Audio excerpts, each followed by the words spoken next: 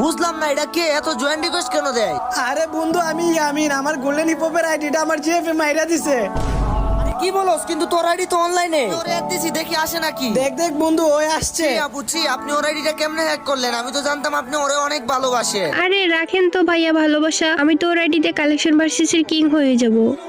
আমি থাকতে তোমার এই ইচ্ছা কখনোই পূরণ হবে না। তোমার অকাত থাকলে তুমি আমারে আগে কালেকশন ভার্সেস হারায় দেখাও। তাই নাকি? তাহলে আসো, তোমার সাথে কালেকশন ভার্সেস করব। যদি তুমি জিততে পারো তাহলে ওর আইডি ব্যাক করে দিয়ে দিব। বন্ধু তুই যদি আমার আইডিটা ব্যাঙাই না দেস তাহলে তোকে দেখি 1 লাখ মানুষ সাবস্ক্রাইব করবে। তাইলে আর দেরি কিসের? কালেকশন ভার্সেস শুরু করো। আপনার লুচ্চা বন্ধুর এক্সের নাম ছিল সুমাইয়া।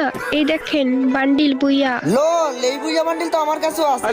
আমার বাড়ির সামনে আছে অনেক বড় একটা গেট। এই দেখেন গোল্ডেন শিল্ড।